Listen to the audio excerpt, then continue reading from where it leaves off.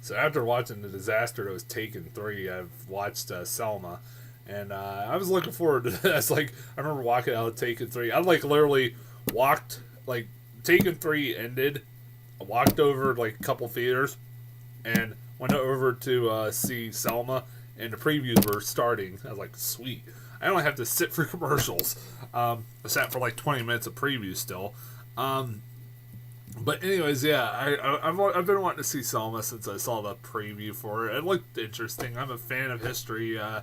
Martin Luther King was one big figure in history, and a pretty amazing guy. I'm like, this could be this is one of those movies like it could be really well done or it could be really really bad. I wasn't sure which direction it was going to go, and then I saw like the reviews for it, and of course the reviews like at one point it was like 100% on Rotten Tomatoes. I think it's like a 99. It's still really fucking good. And then when I see like Oprah's directing it and stuff like or making it or producing it, I mean that kind of worries me. But I was like, it could be good. How the fuck can you fuck up Martin Luther King Jr. movie? And it's getting a lot of Oscar contender stuff like that. So I was like, oh, I gotta check this out. I'll say this: it's better than Taken 3. Holy fuck, is it better than Taken 3? And that's kind of the worst compliment I can give a movie. Because anything probably could have been better than Taken 3. This movie is really good. It is. It's really, really good. It's a really good movie. I think my only problem was I saw this like 10 p.m. I saw it like about 10 p.m. and I was kind of tired, but I was still interested. I mean, it wasn't boring me or anything. I wasn't like falling asleep or anything. It was just I was kind of tired while watching this movie. The guy who plays Martin Luther King Jr. is really fucking good. He plays him down to fucking T, man. He like his when he's delivering speeches, my God, it's pretty damn good, pretty damn breathtaking. I like that this movie shows like Martin Luther King's moments of doubt and shit like that, especially when it comes to his family. And I did like the girl who played his wife too. Did really good. Even fucking Oprah was in this movie. And that was Oprah, right? Yeah, it had to be Oprah. Because I was like that. I said either I'm fucking racist or that girl looks like Oprah. That girl's Oprah. I swear to, I was like, that better be because I'd be the fucking most racist son of a bitch in the world if people would call me racist because I thought Oprah. I thought some chick looked like Oprah.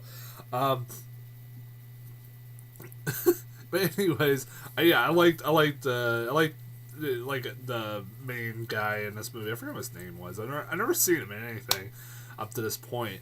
And pretty much this movie's all unknowns. There's actually a few people that pop up. Who the fuck? Martin Sheen pops up out of nowhere. Cuba fucking Gooding Jr. I'm like, Cuba Gooding Jr.'s in this movie? What the fuck?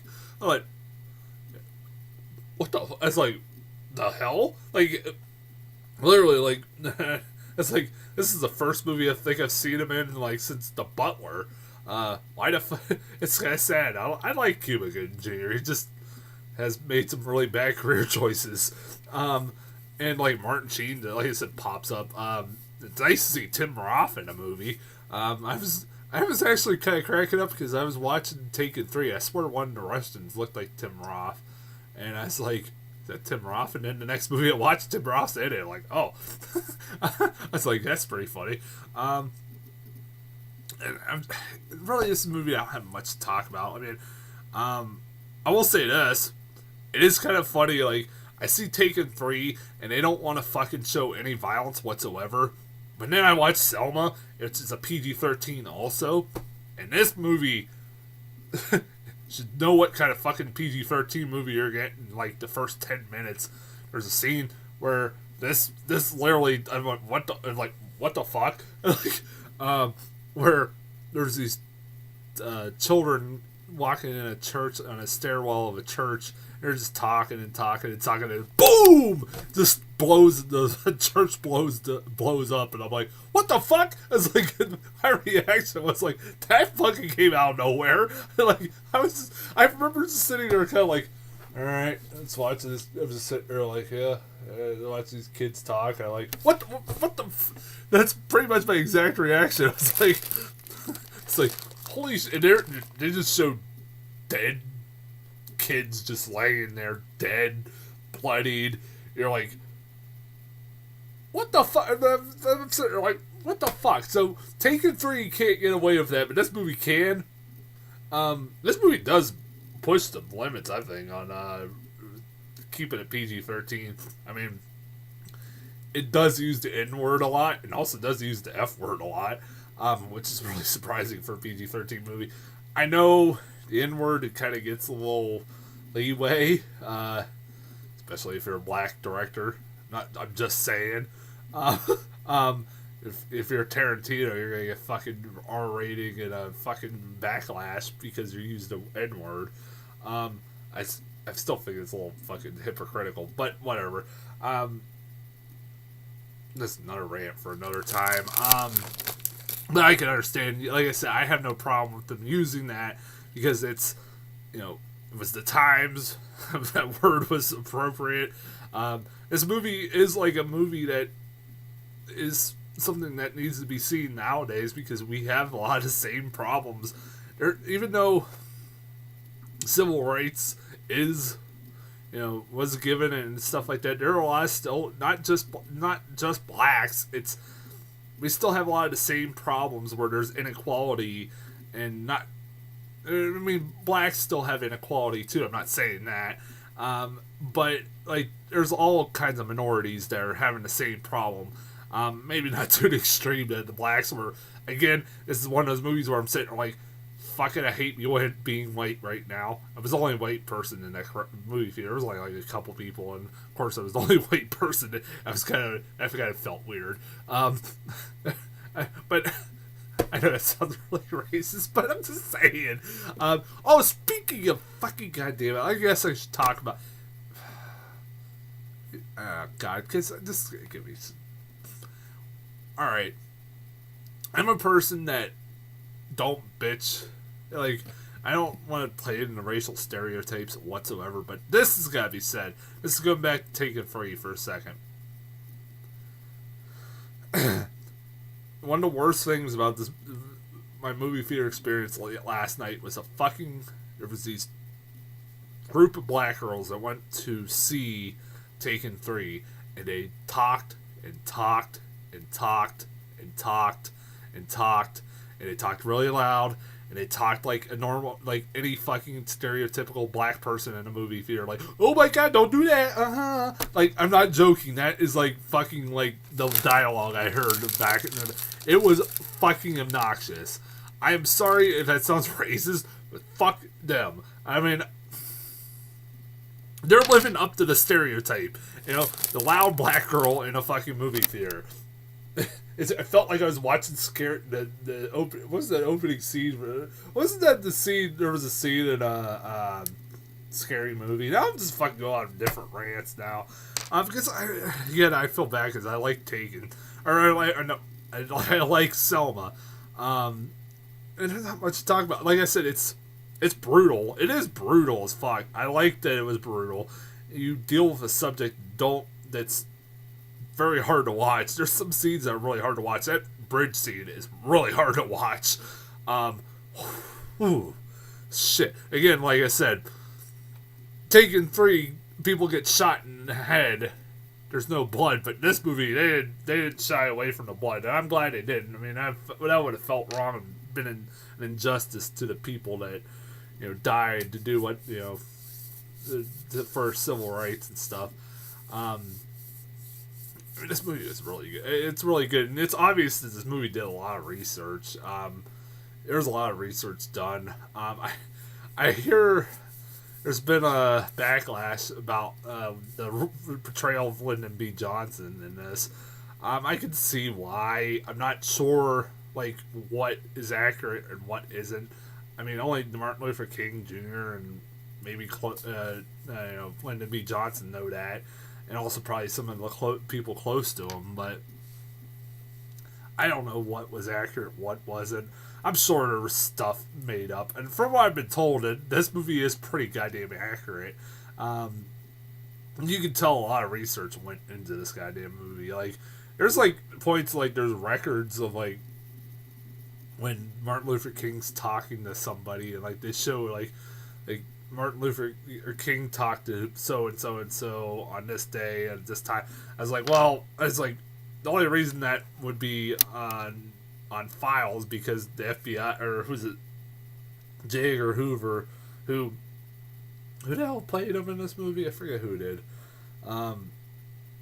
Just outright hates Martin Luther King, which was a pretty known fact. I mean, everybody knew that. Yeah, just not much to fucking talk about this movie. It's really good. Just fucking go check it out. It's brutal. It's pretty damn. It's pretty interesting. It's if you're I feel like this movie is definitely something that needed to be released at this time. We have the racial tension we have right now, especially with the stuff of the cops and all that shit. You know, it's subject matter that's still relevant to today.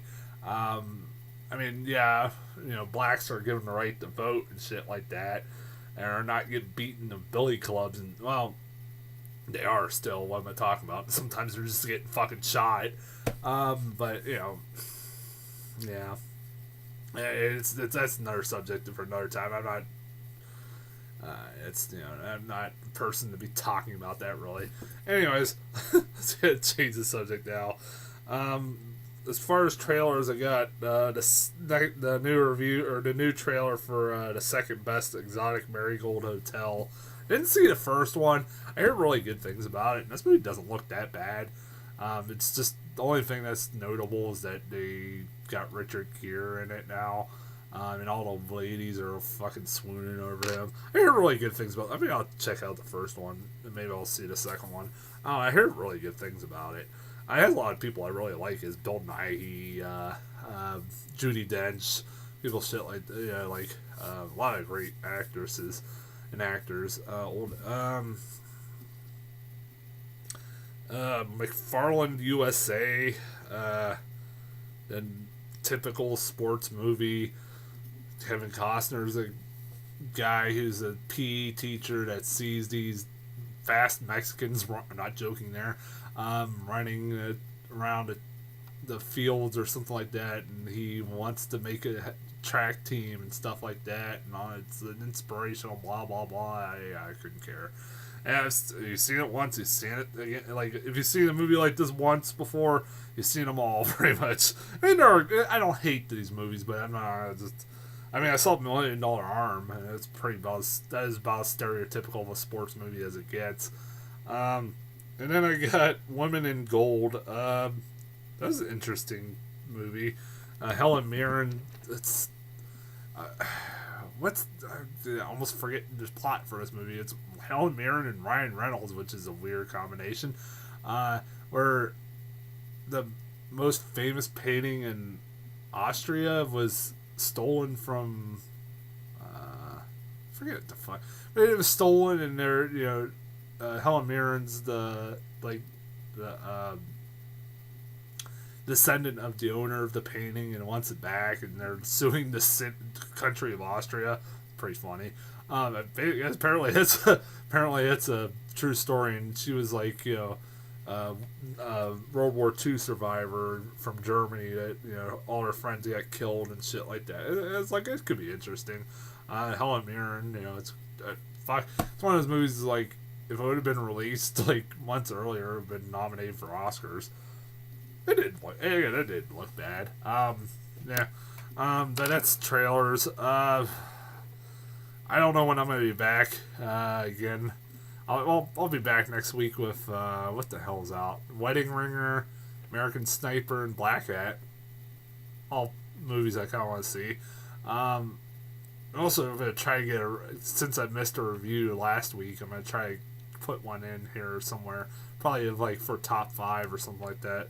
But until then, I'll see you guys later whenever the hell I do see you. Just take care.